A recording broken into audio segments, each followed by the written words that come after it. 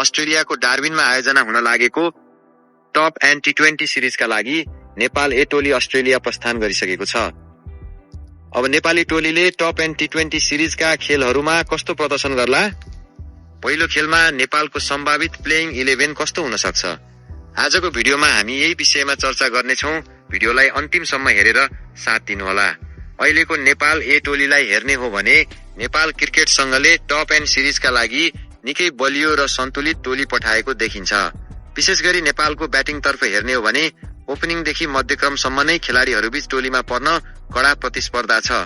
टोलीमा कुशल भुर्तेल, अनिल शाह, त्रिराज दास, मयङ्क यादव र लोकेश बम जस्ता प्रतिभावान ब्याटरहरू रहेकाले टिम व्यवस्थापनलाई पहिलो खेलको प्लेइङ 11 छनौट गर्न केही चुनौतीपूर्ण पक्कै हुनेछ।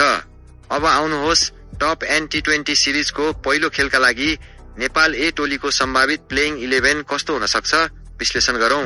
सबैभन्दा पहिले ओपनिङमा अनुभवी तथा राष्ट्रिय सिनियर टोलीका मुख्य ब्याटर कुशल भुर्तेल पहिलो रोजाइमा पर्न सक्छन्। उनीसँग पावर प्लेमा आक्रामक ब्याटिङ गरेर विपक्षी टोलीलाई दबावमा राख्ने ठूलो क्षमता छ। उनको साथमा ओपनिङमा त्रिराज दासले मौका पाउने सम्भावना देखिन्छ। त्रिराज घरेलु क्रिकेटमा लगातार उत्कृष्ट र निरन्तर प्रदर्शन गर्दै आएका निकै प्रतिभावान युवा ब्याटर हुन्। यी दुईको जोडीले पावर प्लेमा नेपाललाई राम्रो र आक्रामक सुरुवात दिलाउने अपेक्षा गर्न सकिन्छ। त्यसपछि तेस्रो नम्बरमा टोलीका कप्तान अनिल शाह देखिन सक्छन्। अनिलसँग राष्ट्रिय टोलीबाट खेलिसकेको अनुभव हुनुका साथै टोलीको इनिङ्सलाई आवश्यकता अनुसार सम्हाल्दै अगाडि बढाउने र टोलीलाई मजबुत स्थितिमा पुर्याउने क्षमता छ। यदि अनिल शाह ओपनिङमा खेल्छन् भने तेस्रो नम्बरमा मयङ्क यादवले मौका पाउने सम्भावना पनि उच्च हुन सक्छ। त्यस्तै चौथो नम्बरमा आक्रामक अलराउन्डर कुशल मल्ल रहने सम्भावना छ। टी20 क्रिकेटमा एक्लै म्याच जिताउन सक्ने क्षमता भएका कुशलले मध्यक्रममा तीव्र गतिमा रन बनाउनुका साथै पार्ट टाइम स्पिन बलिङबाट पनि टोलीलाई महत्वपूर्ण विकेट दिलाउन सक्छन्। पाँचौं नम्बरमा अलराउन्डर पवन सराफले मौका पाउन सक्छन्। पवनसँग तल्लो मध्यक्रममा आएर ठूला शटहरू प्रहार गर्ने क्षमता हुनुका साथै उनको उपयोगी अफ स्पिन बलिङले टोलीको सन्तुलनलाई निकै मजबुत बनाउन सक्छ। छैटौं नम्बरमा लोकेश बम रहन सक्छन्। लोकेश पहिले ओपनिङ ब्याटरका रूपमा खेल्ने खेलाडी भए तापनि पछिल्लो समय सिनियर टोलीमा उनलाई फिनिशरको भूमिका दिइएको छ। त्यसैले यहाँ पनि उनले फिनिशरकै भूमिका निर्वाह गर्न सक्छन्।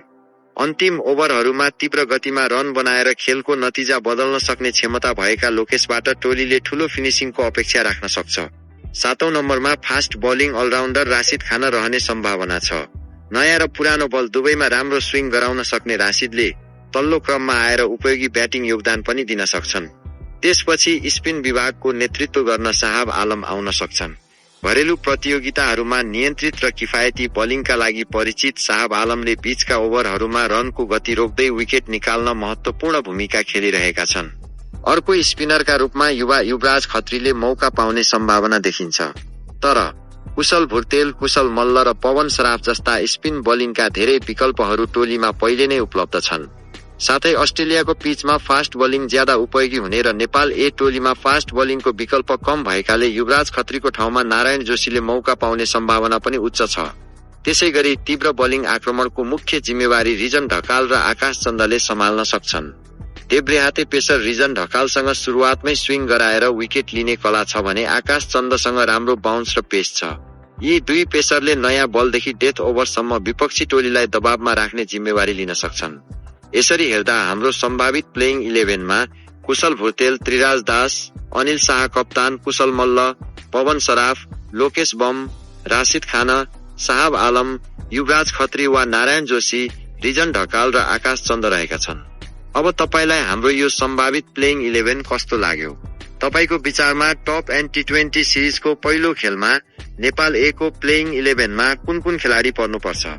आफ्नो रोजाइ तल कमेन्ट बक्समा पक्कै लेख्नुहोला। भिडियो मन परेमा लाइक गर्नुहोस् र नेपाली क्रिकेट सम्बन्धी यस्तै नयाँ अपडेटहरूका लागि हाम्रो च्यानललाई सब्स्क्राइब गर्न नबिर्सनुहोस्।